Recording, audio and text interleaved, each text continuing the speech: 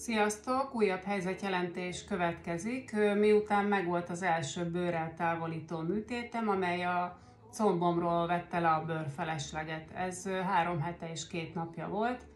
Tegnap végre kiszedték a varratokat. Maga a műtét 1,5 órás volt, és 2 plasztikai sebész dolgozott rajta, dr. Csőre Krisztián és dr. Görcsi János. Nem T-alakban vágták, mivel megvizsgált mind a 2 doktor úr a műtét előtt, és mivel sikerült még fogynom, viszonylag kevés zsír maradt a combomon, szinte semmi, ezért egy babérlevél alakú bőrt metszettek ki, amelyeknek 33 cm volt a hossza, és 14 cm a szélessége. Ezeket aztán összevarták, tehát 2x33 centis vágás varrat maradt utána rajtam. Azt mondták, hogy a bőröm 8-12 hónap után nyeri el majd a végleges formáját, addig tart a teljes gyógyulása, és a hegeket tetoválni is 1 év után lehet majd. Ezt még nem tudom, hogy szeretném-e, ugye attól függ, hogy milyen hegek maradnak, de egyébként nagyon szépen összevarták, azon most látszik.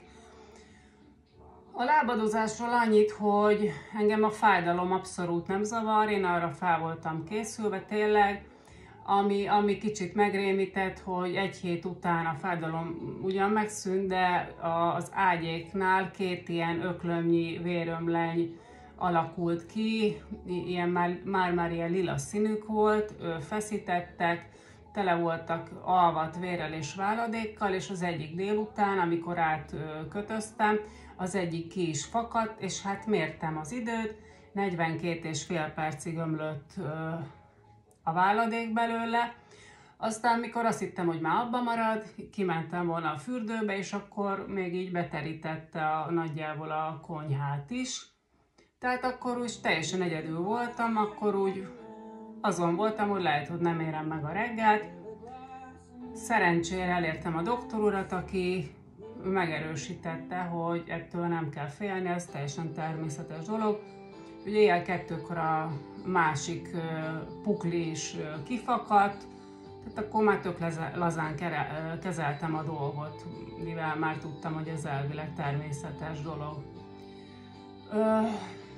Hát ami még kicsit gáz volt, hogy ugye ezt csak nem 70 centis vágásokat, ezeket folyamatosan át kellett ragasztani minden nap, teljesen kikészült a bőröm, felhólyagosodott, bevörösödött, viszketett, váladékozott folyamatosan, tehát maga a ragasztó, az így nagyon rossz volt a ragasztás.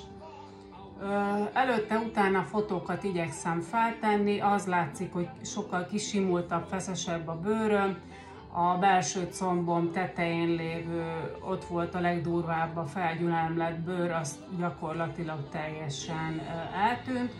Most, hogy így lement már a duzzanat is, azért még 1-2 pukli látszik, de megerősítette a doktor úr, hogy ez már nem bőrfelesleg, hanem narancsbőr, ami ledolgozható, ami ugye hát menni fog biztos, tehát én nyárra tűztem ki, hogy nyárra ezt teljesen el fogom tüntetni a megfelelő étkezéssel, illetve nyilvánvalóan a célzott mozgással, fóliázással.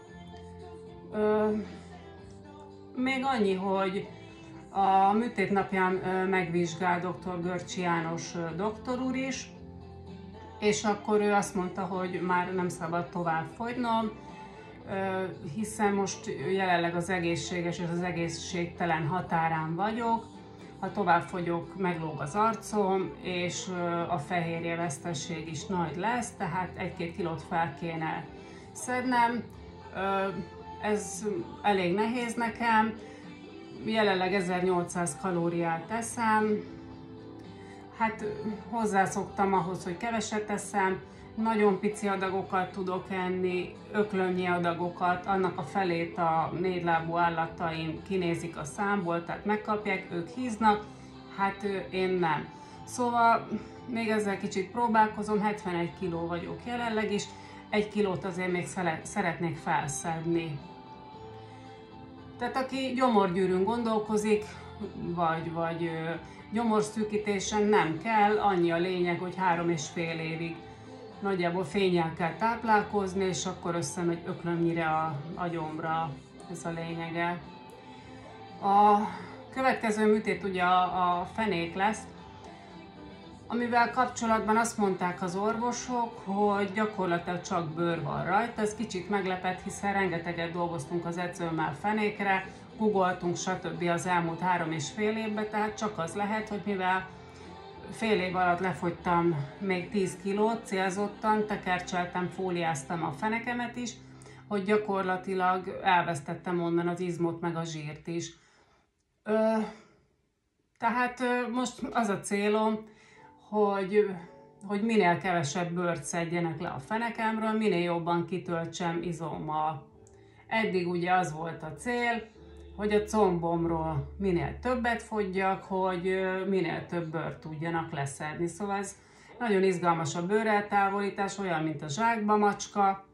Majd a műtét után meglátjuk, milyen alakú a combom, milyen alakú a fenekem, van-e fenekem, van-e combom, szóval tényleg én ezt nagyon élvezem. Hétfőn végre elkezdhetem az edzéseket, idén kizárólag a felsőtestre, a lábamat egyáltalán nem szabad terhelni. Januártól alsó testre is fokozatosan, fenékre koncentrálva kezdem az edzéseket. Heti 4 edzést találtam így ki, 2 a konditeremben, 2 itthon, abból egy felsőtestre, hogy azért oda is menjen valami, plusz 2 taposógépre is fel szeretnék menni, illetve az izomépítés miatt most nagyon kell figyelnem a fehérje és szénhidrát bevitelre. Ezekre eddig nem figyeltem, csak a kalóriákra figyeltem, és hogy nagyjából változatosan táplálkozzak, de hát most megint mindent be kell vetnem.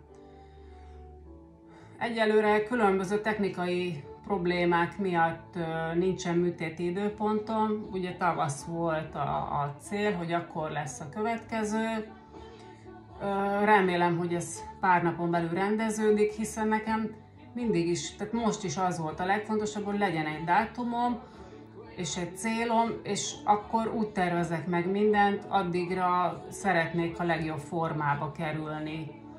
Tehát nem mondom, hogy J-Lo fenekem lesz, meg úgyis majd csak a műtét után derül ki, mikor a bőr eltűnik, hogy mit sikerül addigra odaépítenem. Fontosnak tartom ezzel kapcsolatban kiemelni, hogy nyilván nem az a célom, hogy Pamela Anderson alakom legyen, hiszen ez irreális is lenne, mivel végigettem szinte az egész életemet. Csak az elmúlt 3,5 évben kezdtem el sportolni. Fiatal se vagyok, szóval a célom egy korosztályomnak megfelelő sportos alak elérése. A legfontosabb az, hogy végre ne legyek rosszul, hogyha belenézzek a tükörbe, hogy elmehessek úszni, akár ide a Ráckevei Aqualentbe, mert úszni azt mindig nagyon szerettem, hogy lemerjek vetkőzni mások előtt, akár a strandon is. Szóval ez lenne a cél, ez most úgy néz ki, hogy még 1,5 év, folyamatosan ezen dolgozom, úgyhogy remélem, hogy ezzel sikerül másokat is motiválni. És ne felejtsétek, nincs lehetetlen, csak tehetetlen. Sziasztok!